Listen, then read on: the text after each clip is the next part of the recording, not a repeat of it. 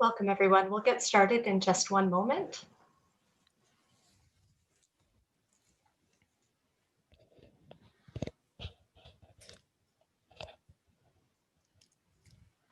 Hello, Mr. Podesta. Hello, Mr. Wilkinson, Minister. Hello, Senator. How are you? Fine. Very happy to have this conversation with you both, especially in the day before President-elect Biden is swearing tomorrow. Yes.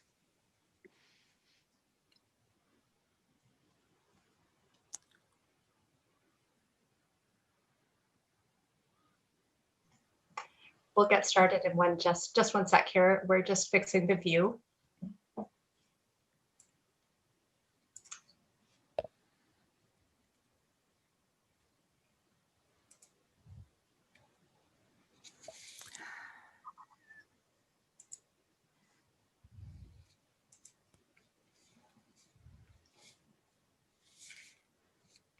Bear with us just a second longer, please, as we get started.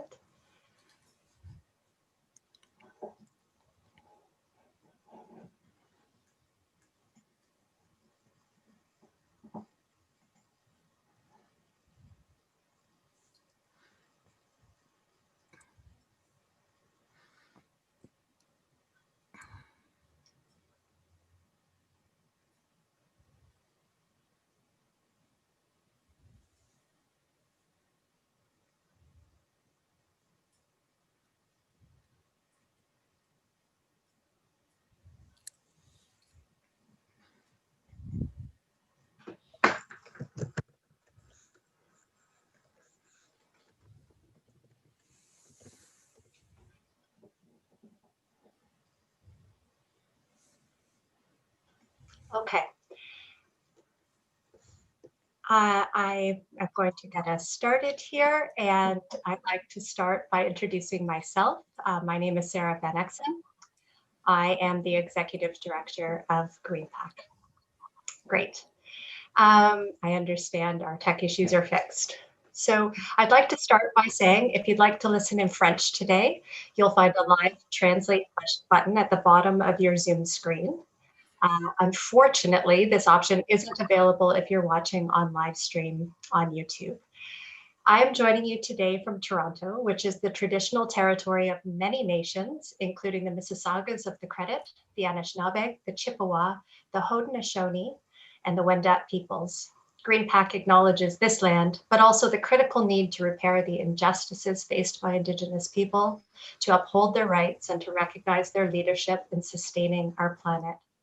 For those of you who don't know GreenPAC, we are a Canadian nonpartisan nonprofit organization working to build environmental leadership in politics.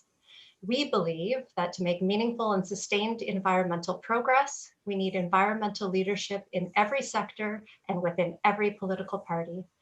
During elections, GreenPAC identifies proven environmental leaders across parties so Canadians can support their campaigns. Our internship program places young environmental champions in the offices of MP changemakers on Parliament Hill. And through our new Everyday Advocates initiative, we are supporting a growing network of Canadians who want to see our elected officials know that the environment is a priority, who want our elected officials to know that the environment is a priority, not just during elections, but every day. And now I'm thrilled to welcome our guests, about whom there's so much more to say than time permits me. Mr. John Podesta is the founder and chair of the board of the Center for American Progress and Center for Equitable Growth, both in Washington. He served as counselor to President Barack Obama, where he coordinated the administration's climate policy and initiatives. He was also White House Chief of Staff to President Clinton and a member of his cabinet. Welcome. Welcome also to the Honorable Jonathan Wilkinson, Canada's Minister of Environment and Climate Change, and one of GreenPAC's endorsees. Originally from Saskatchewan, Minister Wilkinson has served as a member of Parliament for North Vancouver since 2015, and before this spent more than 20 years dedicated to the development of green technologies and as a leader in the private sector. Lastly, it's an honor to introduce our moderator today, the Honorable Rosa Galvez, who has been an independent member of Canada's Senate, who is an independent member of Canada's Senate representing Quebec, and has been since 2016.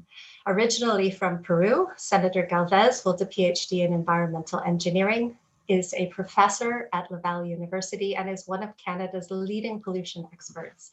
She's also an active champion of a clean and just recovery from the pandemic.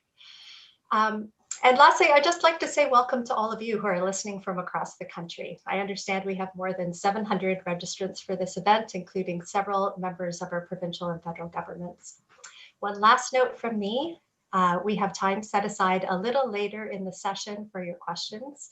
You'll be able to share those using the Q&A button at the bottom of your screen because the chat is not enabled for this conversation.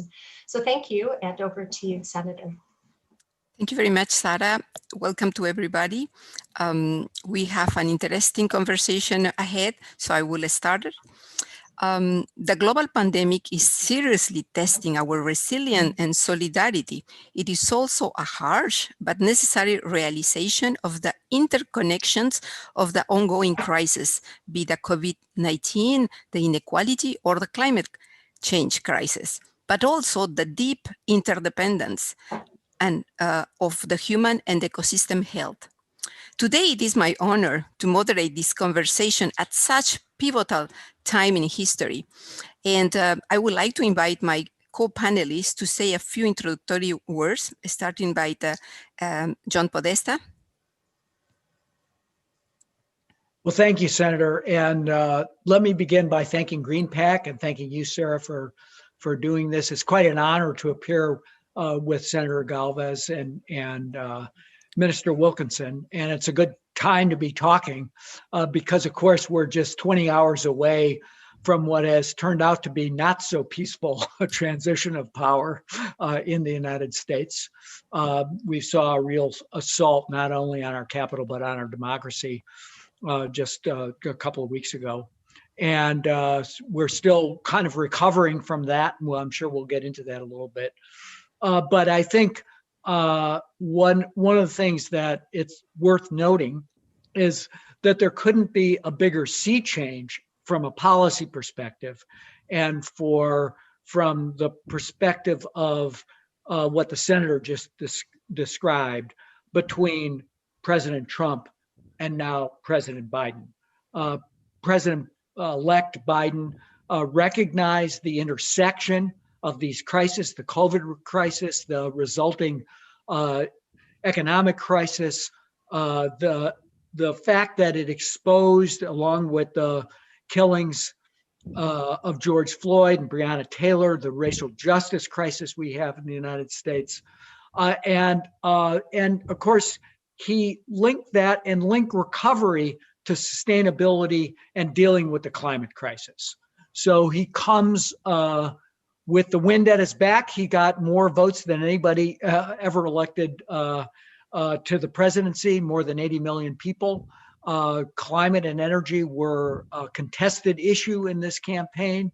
The vice president during the course of the campaign, President-elect Biden and Vice President-elect Harris put forth very bold ideas about how to deal with, get the virus under control, get the economy restarted, but also how to attack this existential threat that we all face in the global community from climate change.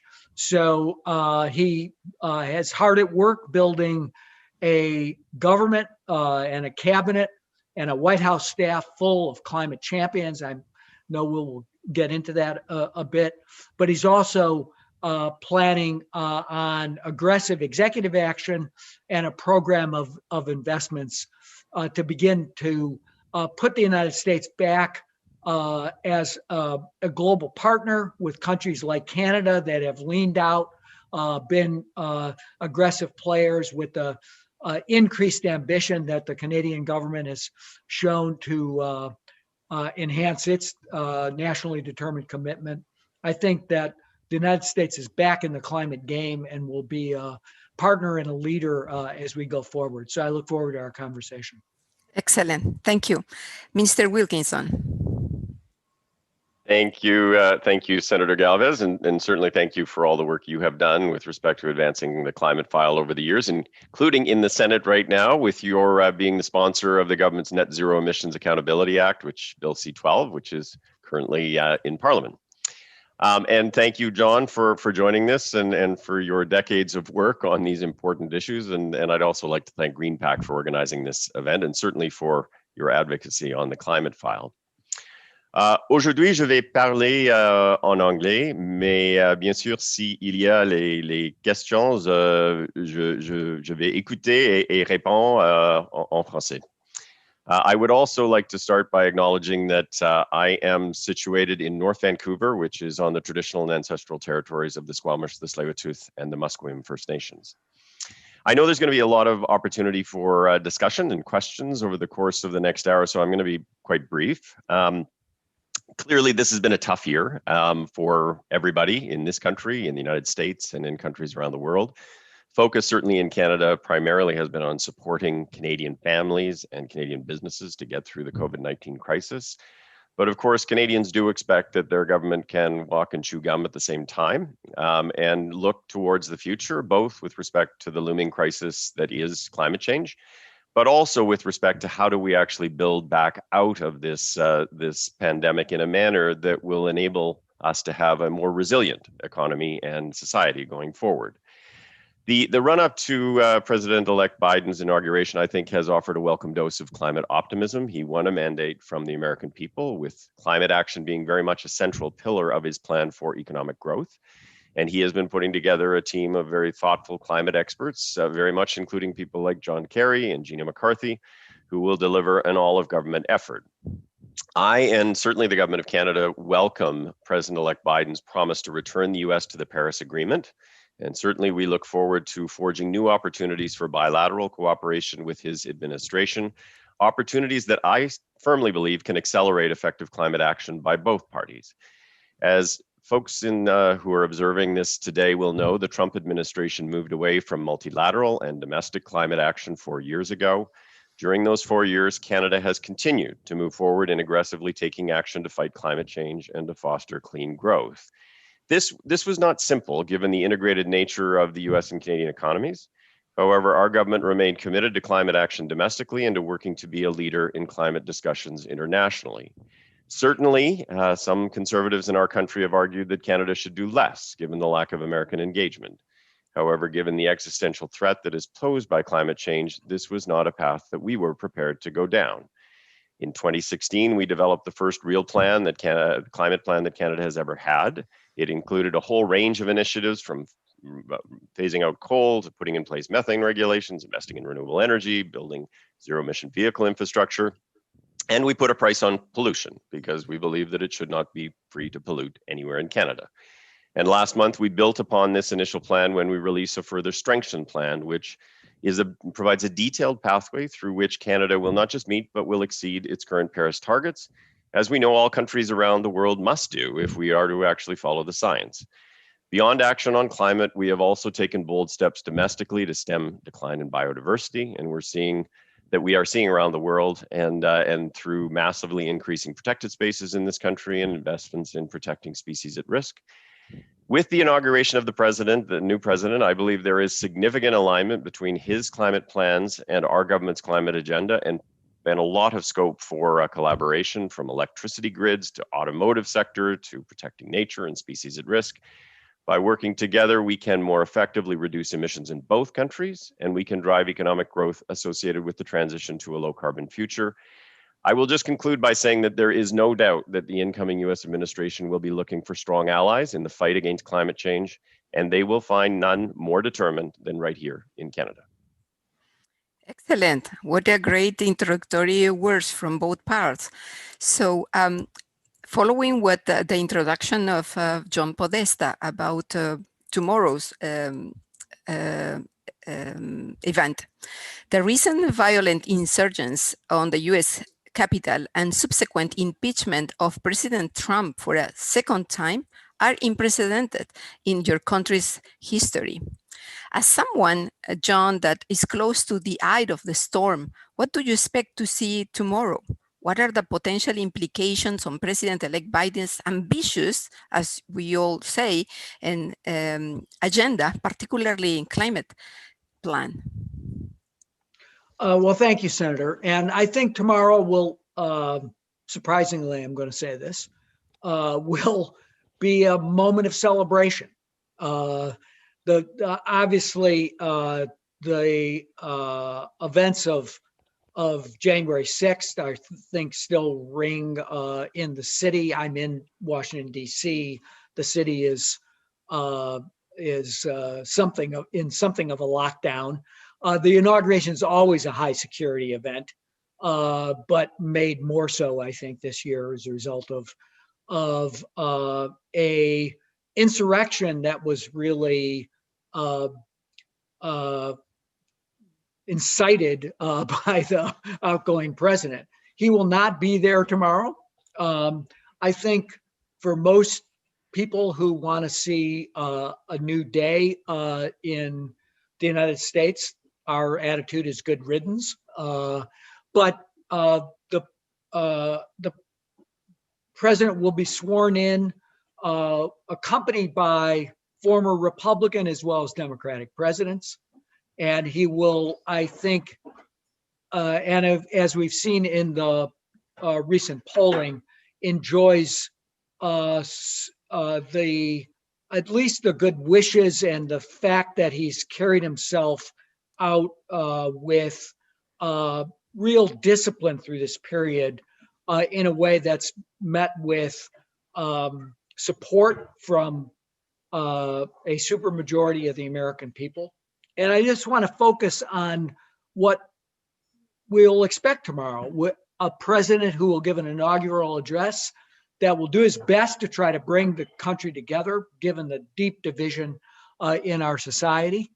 That will come, I think, more through action than through words. He will need to demonstrate that he can make good on his commitment to get on top of COVID, to more effectively deal with the crisis. He'll do that through a range of executive actions. But so far, I think what we've seen is both the president-elect and vice president-elect and their teams react to the events of January 6th with a great deal of discipline. They have not lost sight of what their job is, which is deal with the crisis facing the United States. I would add to the four crises the president-elect spoke about during the campaign, the democratic crisis that we're experiencing right now. But he needs to move forward, and you'll see that happen through a series of day one actions, including rejoining the Paris Agreement, focusing again on a ambitious program to get both the pandemic under control, get the vaccine distributed, and then move forward to really restart the economy. And I think they have done during this transition what they needed to do, which is to let the Congress render judgment about the actions of President Trump on January 6th through the unprecedented action of a second impeachment. The Senate will have to deal with that, but I think the Senate will be capable of rendering their own judgment about whether the fact that he incited, in essence, a riot in the Capitol is worthy of rendering that judgment. But in the meantime, I think the administration will not be distracted from that because of the massive job they need to do on these various crises. And you'll see a lot of action on climate right at the beginning. As I said, from rejoining Paris to reversing the actions of the real assault that President Trump made on environmental protection, across a range of fronts during his 4 years in office. And then trying to coordinate to build both at the domestic level around Gina McCarthy, our former EPA administrator, who will return to the White House to coordinate the strategy on ambitious goals around decarbonization of the U.S. economy, along with, as the minister noted, a very stellar team at the global level, led by former Secretary of State John Kerry, to re-engage internationally. And I think that it will be a moment of stark contrast from one administration to another, maybe more contrast than we've ever seen. Thank you. At least in the, at least in modern history. But one that I think, of course, I welcome as a Democrat, but I think the public welcomes, to get us back to a person who has demonstrated by his character the fact that he cares about the success of all Americans, and will get to work starting immediately after he takes that oath of office in implementing policies that will put us back into a framework where we're good partners with our allies and partners around the world, where there's a new embrace of responsibility in the multilateral sector. And I think it'll be a welcome change, not only in the United States, but for people around the world. Thank you. Thank you. We're going to touch on the leadership of U.S. with the Biden administration. Minister Wilkinson, we know that white supremacy and political extremism exists here too in Canada, and that do you think we have learned some lessons from what we have seen, and you especially and in particularly being responsible of a heavy politicized issue like it is climate change? Well, let me start by saying that I think Canadians from coast to coast to coast were appalled by what they saw happening in the U.S. Capitol a week ago. But I do think that while there was shock and revulsion to what was happening with respect to the democratic institutions of our closest friend and ally, we should be careful to think that we are immune here in Canada. We are not. And I think that one of the thoughts coming out of it that I have reflected a lot on is, if you think about the support base that propelled Donald Trump into office and to a certain extent continues to propel him, at least part of it relates to the grievances of many people who felt in some measure that they were not being heard or that they were being left behind. We have similar challenges in this country. And I think that what we need to do is to make sure that we are thoughtful about trying to respond to the legitimate concerns and aspirations of people who are feeling that the current system is not hearing them. And certainly in the context of climate change, we have a nexus between energy and the environment, which is one that we need to bridge.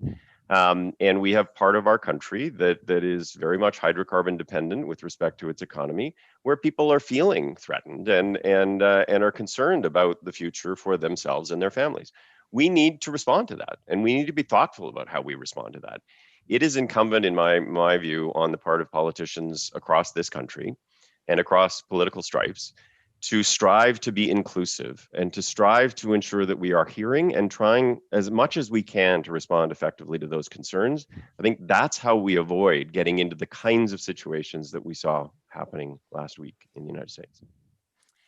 So Americans have now elected a president who has committed a net zero emission target by 2050 and $2 trillion in spending to tackle climate change tied to plans for economic recovery from the pandemic and addressing the racism that underlies both crises. Here in Canada, our government recently released a strength climate plan, also with a net zero target for 2050, as Mr. Wilkinson mentioned. And last year, the European Union came out with its climate and energy package, and China surprised the world with a net zero target by 2060. So, Minister Wilkinson, how optimistic are you as we head into this new year? Is 2021 likely to be the global tipping point where the scale of action will match the scale of the crisis at hand? What are your thoughts on that? I am very optimistic, and I'm optimistic for a number of reasons. I think that the way in which we're thinking about climate change has fundamentally changed over the past decade. And that relates to at least two important things, in addition to having a president in office who will focus on climate. One is the change in the investment community, where global financial markets and international capital are looking at the climate issue as one of the fundamental bases on which they're making investment decisions. That is relatively new, and that is changing the way corporations behave. It is changing the way governments are able to behave. So I think that's fundamentally different, and I think it's very powerful. The second thing is, if you asked Canadians 10 years ago about the climate issue and fighting climate, you would have found that people thought there was a choice between the environmental issues and reducing greenhouse gas emissions that we needed to do versus the economy, that they felt like there was an economic penalty associated with doing that. If you look at public opinion polls in this country now, the vast majority of people believe that addressing climate change will be good for the economy and good for their economic prospects. That changes the nature of the conversation. And it's the product of the work of GreenPAC and a whole range of folks over the course of the past number of years. But it changes the nature of the conversation. We're talking now about a climate plan that is as much, the climate plan we released a month ago, as much an economic plan for the future of Canada, a prosperous future that provides opportunity for children and for families, in a world where we actually are doing what we need to do to reduce greenhouse gas emissions and ultimately achieve net zero by 2050. So I think that's fundamentally different. And I feel like we've been pushing this boulder up this hill for many, many years, and we finally gotten to the top. And this is kind of the time where you actually start to see the boulder going down the other side of the hill with its own momentum. And I think that only is helped by the work that President-elect Biden and his team will be doing in the United States. Thank you. Mr. Podesta, with the Democrats now having a confirmed majority in the Senate, does that finally open up venues for climate legislation in the US? How, and later, Mr. Wilkinson, could that legislation impact the targets in Canada? John. Well, certainly I think it's a lot better to have 50-50 than 48-52. Being able to control the agenda, being able to access what is a kind of arcane procedure in our United States Congress called budget reconciliation, which really has to do with the investments and taxation policy of the country. But that's only requires a simple majority vote in the Senate, opens up a lot of opportunity for the president. And I think to go back a little bit to what the candidate Biden promised in the campaign, and what really they're trying to, in the course of this transition, trying to manage towards is, as has been noted, net zero by 2050, 100% clean power sector by 2035, which is an audacious goal and one that's achievable, but will be difficult. And 40% of the investments going to distressed communities, frontline communities, communities that have been left behind, communities that have borne the brunt of pollution from the burning of fossil fuels and from industrial production, and see the highest rates of asthma, the highest rates of healthcare disparities across the country. I think those are really ambitious targets and goals, but they're backed up with a set of specific sectoral targets for investment and for creating the standards that are going to be needed through the authorities that the executive branch already has to move forward on power, on methane, as the minister talked about, reducing the impact of super polluting hydrofluorocarbons, which are used in cooling and air conditioning, and which just new authorities were just given to the executive branch by a bipartisan vote of Congress just in this last December. So it's a whole of government approach. It needs to be focused on getting those investments going. And I think that also answers something else that the minister spoke about, which is giving people the sense that there is opportunity for everyone in this clean energy, more sustainable economy. It is to, in fact, build a just transition towards cycles of innovation, business development, work that needs to be done in building out a more sustainable future for both the country and the world, and to keep our commitments around the world on finance and other things. But I think that it's an ambitious agenda, but there's no question that having the ability to at least have the advantage of Democratic control of the Senate, along with Democratic control of the House, give them a running start on getting that job done and meeting those commitments to justice, to equity, to building a sustainable economy. And I could say more about that, but I think ultimately there is a challenge, because when you have such a 50-50 with Vice President Harris breaking the tie, and you have a narrower control of the House, you have to be skilled enough to be able to put forward a program that can get the votes. It's sort of inherently a partisan process. They have to be able to get the votes of senators from coal-producing states like Joe Manchin, along with climate activists like Alexandria Ocasio-Cortez, and you have to get them all going in the same direction. And I think the threat of climate change gives them the opportunity to find common ground, as they did during the course of the campaign, to pull at least the Democratic Party, hopefully get some Republican support for that kind of vision, and move forward together. Thank you. A reaction to that, Minister Wilkinson? You're muted. So, I mean, certainly, I agree with what John said, and I think a lot of the question related to the United States itself.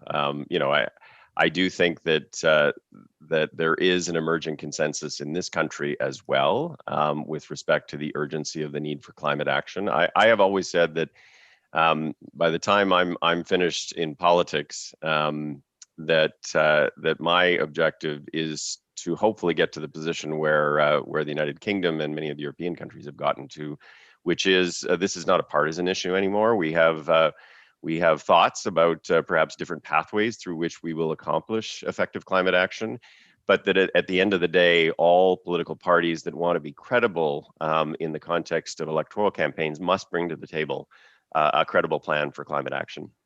And that is something that we are striving to do through a range of things, including the act that you are the sponsor of in the bill.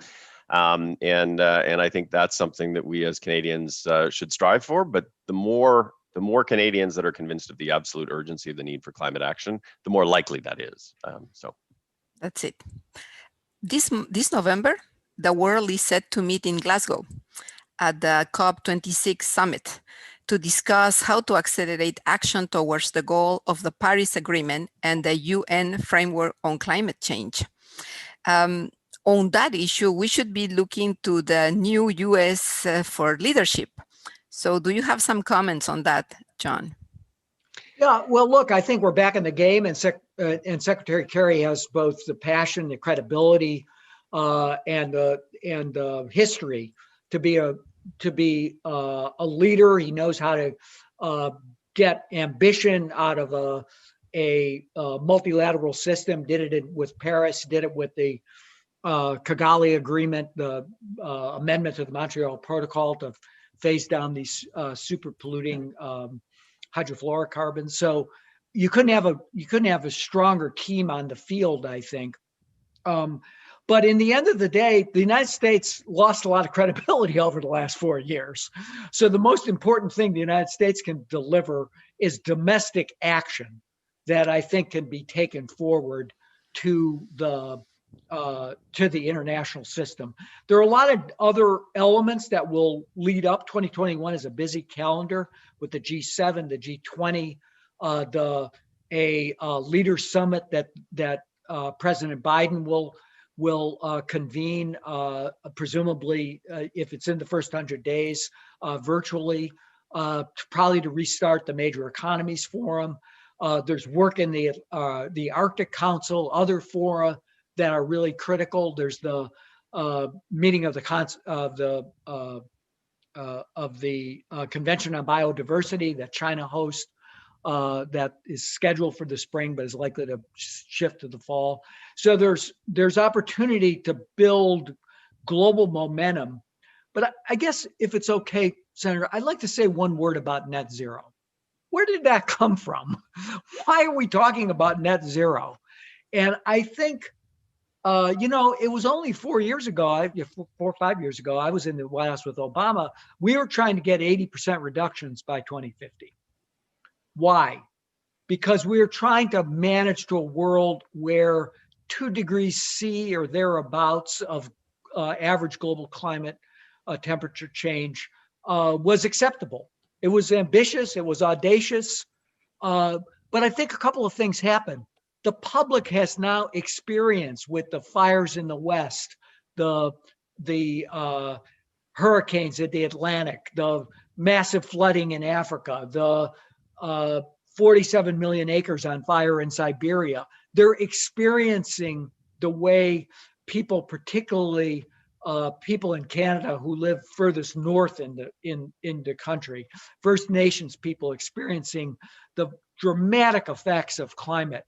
And we had the report from the IPCC, the 1.5 report, that talked about the delta between the tremendous ecological destruction at 2 degrees centigrade and 1.5 degrees centigrade. Now, we're not really even on track for 2, but I think that brought the world together to say, we've got to be more ambitious. We got to do better. We've got to go to net zero, because that gives us a chance to stabilize the atmosphere and global average temperatures at that 1.5 degree level. And we now know from science that if we do get to net zero, the temperatures will stabilize much more rapidly than we thought. So that's why there's so much need, so much emphasis, so much activism. That's why young people are out in the streets. That's why we need to make good on the promises that that the Canadian government has made and the US government starting tomorrow at noon will make to the world, and particularly to the young people of the world. Perfect. Before coming back to our US-Canada border and exchanges, Minister Wilkinson, do you want to react to the next COP26? I know we were very frustrated of what happened in the last one. Yeah, if I can be so bold, I would like to suggest a few things where we would really like to see American leadership. Some of it is actually leadership that I think we can show on a regional basis. So for example, in the context of enhanced methane regulations, there's an opportunity to set a standard for the rest of the world working together. I think there are opportunities in the transportation sector where we can actually set standards that actually can be models for the rest of the world. But I also think that that there are a couple of initiatives on which Canada has been working where we certainly would be looking for US assistance. One is we've been working a lot with the United Kingdom in the run-up to COP26 around the importance of bringing together the conversation around climate and nature.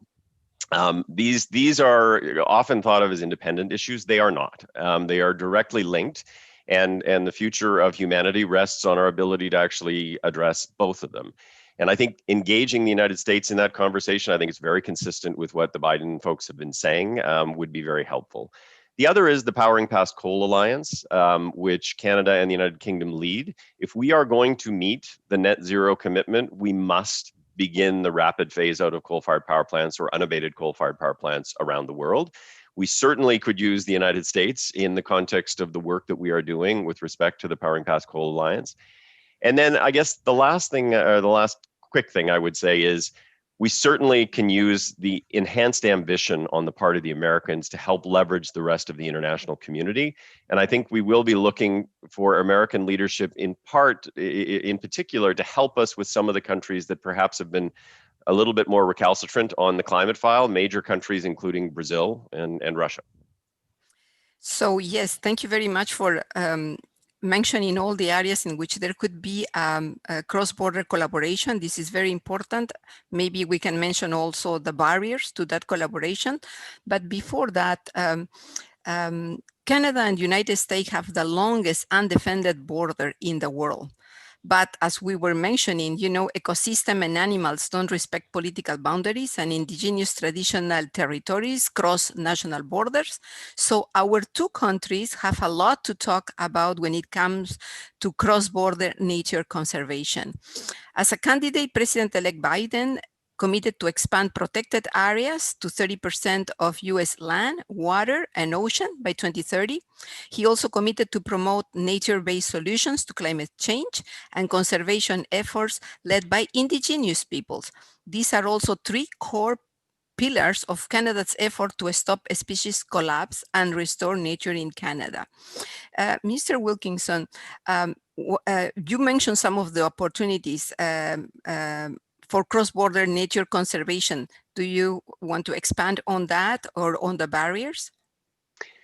Well, sure. I mean, I think in the area of conservation and protection and addressing species at risk, again, there are some really important opportunities for us. I think it starts at the highest level in terms of models that we can usefully learn from each other on in terms of how best to do some things. But certainly at the specific levels, species like the caribou in the Anwar Reserve have been a very big challenge over the past little while. That is an iconic species on which Indigenous peoples depend for subsistence. That is an area where we hope we can make rapid progress to ensure appropriate protection. There are ecological corridor issues that we want to talk about, including Yellowstone to Yukon, where important migration of different species, certainly engagement of Indigenous peoples in important ways. And I also think that that there is perhaps, if I can be so bold, some things that perhaps the United States may want to look at Canada for in the context of some of the work that we have done with Indigenous peoples in the context of protection.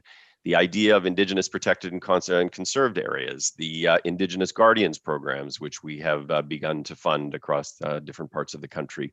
That is an enormously important part of Canada's drive to achieve 30% protected spaces by 2030. And I think it is a unique approach that perhaps is something that Canada can offer as the basis for some of the conversation.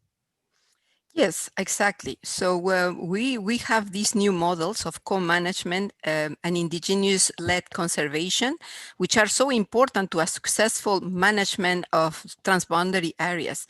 So I would like to let you comment on that, John.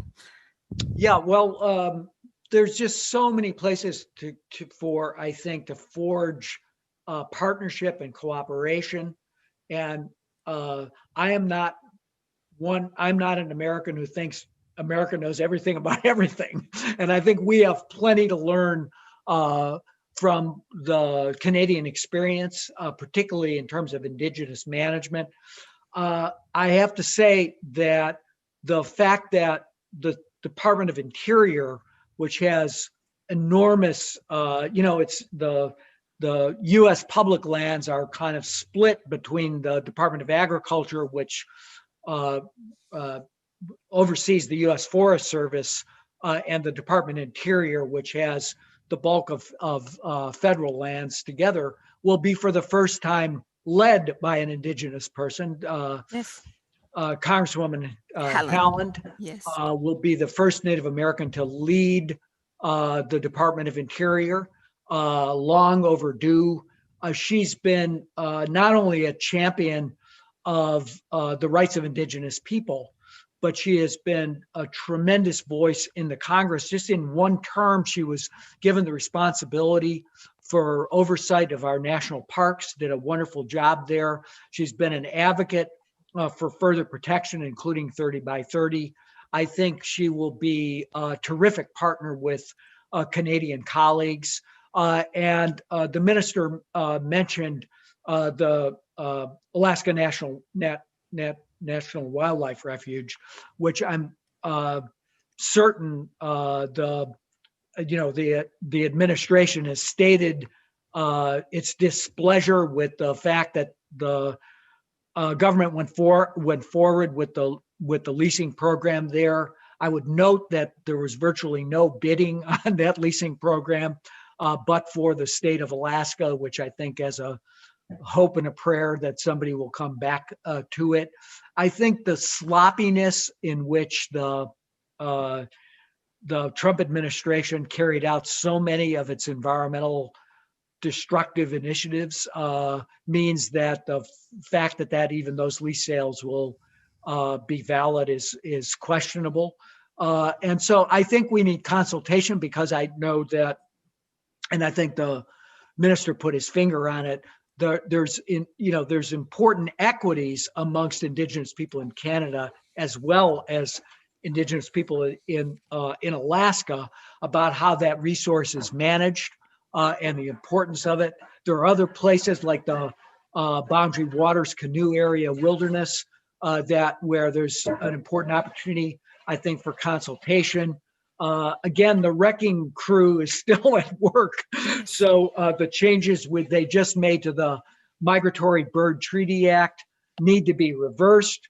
But important areas of consultation on conservation, as we've seen the massive loss in North America of birds over the last 50 years that have been well documented now just in the past year, are places where we can find common ground. And I think there'll be a real appetite to both in terms of common areas like protection of the Arctic, but also in the migratory corridors that the minister spoke to, where you'll find strong partnership in the now U.S. agencies, which will be led by people who care about nature.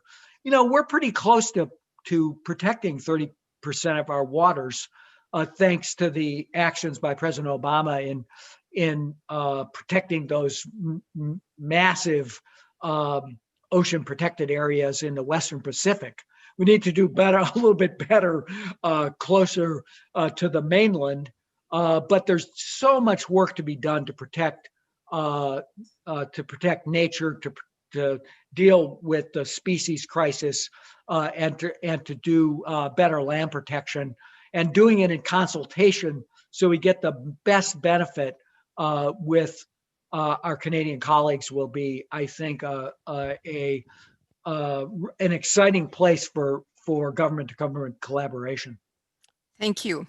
So I think we can keep talking and talking. It's so interesting, and so many exciting things are happening at this time, but clock is ticking, and we are now at the audience questions. So I have some that arrived in the chat. I have one for Minister Wilkinson. We have many questions about Canada's commitment to fight for the Keystone XL pipeline, which the new president is expected to cancel. How does Canada reconcile that with our rhetoric on climate action, and how can Canada expect the US to take us seriously on climate change while we still promote fossil fuel? Minister Wilkinson, you're mute.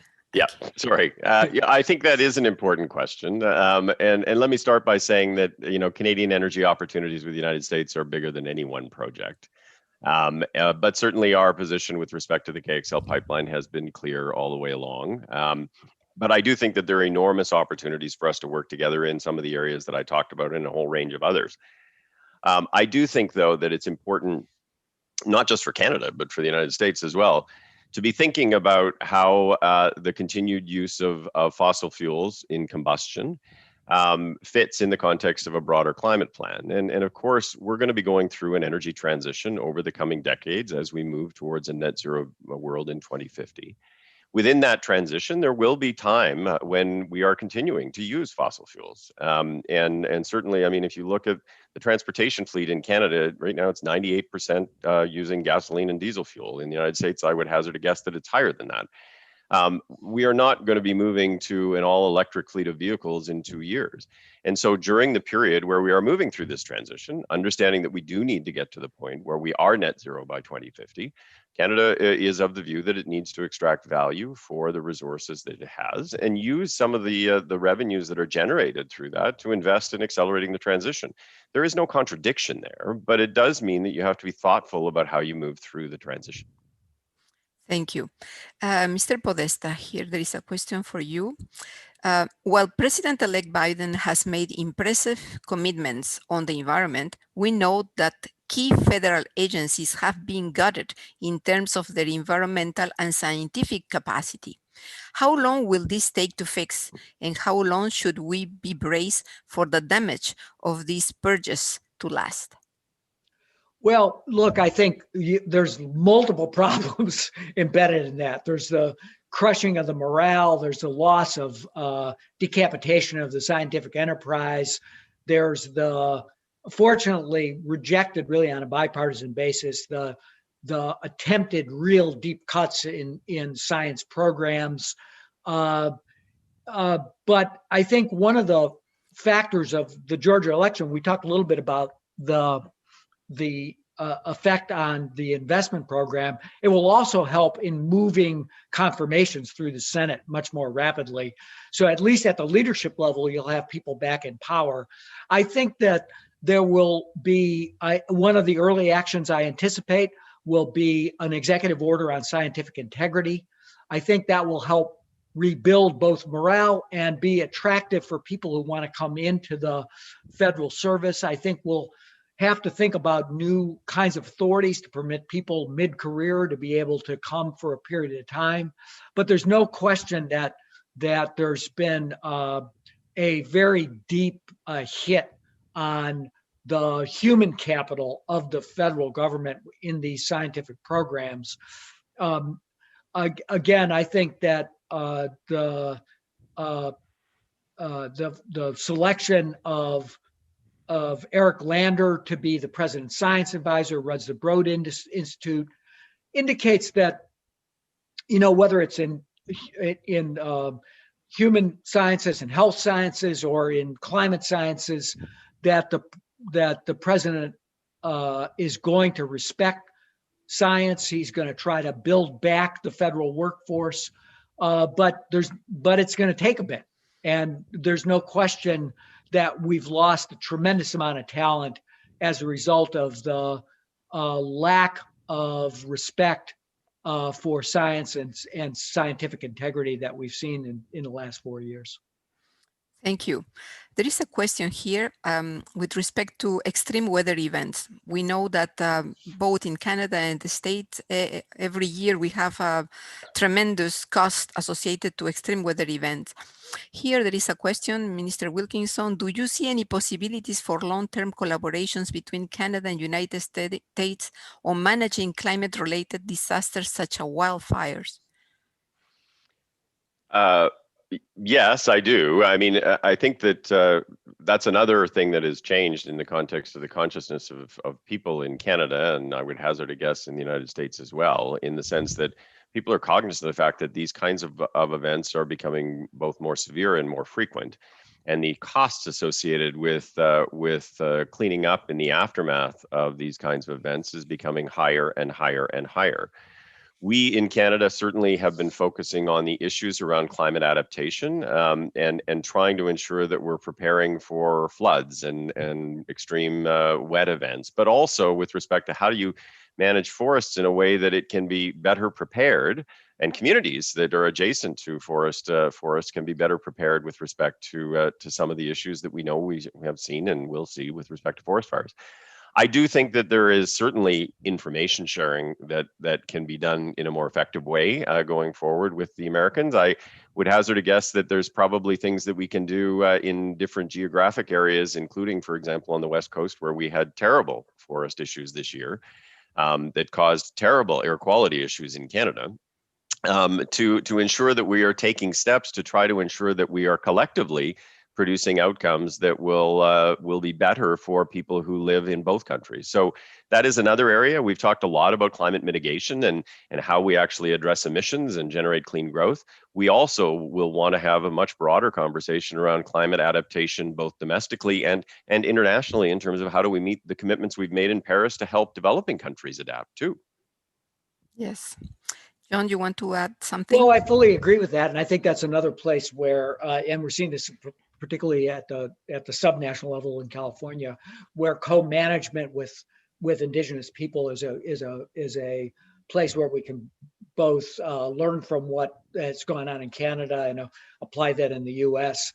And the commitment, I think, to climate justice that and the creation and focus on climate justice, which will be with some new entities housed in the Council on Environmental Quality, will be places I think that we collaborate on building resilience strategies and implementing nature-based solutions that both have the twin benefit of building more resilient systems while we're reducing and mitigating the effects of climate change. So a lot to work together on, I think, there. Thank you so much. Time has flown. Unbelievable.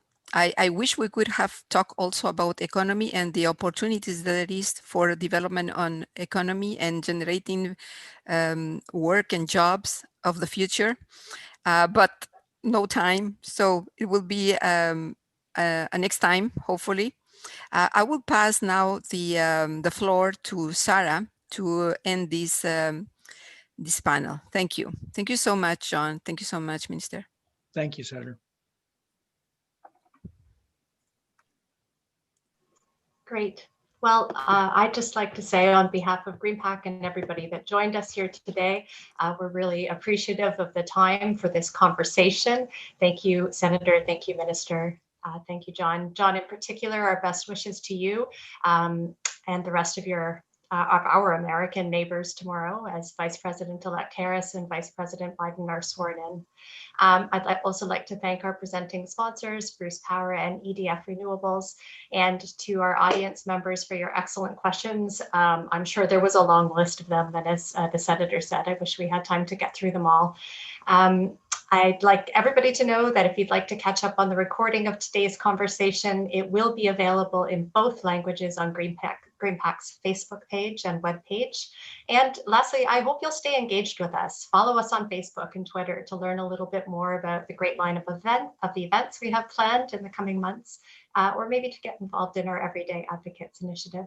And with that, I'll say thank you and good evening to everybody, or good afternoon if you're on the West Coast. Thank you, Sarah. Thank you.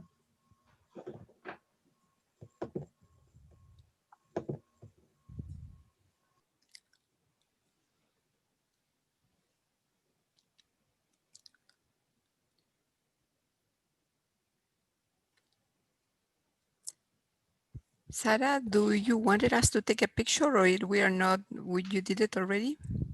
If you could just wait one moment, we'll just turn off the broadcast in 1 sec after folks have a chance to grab our Twitter and Facebook.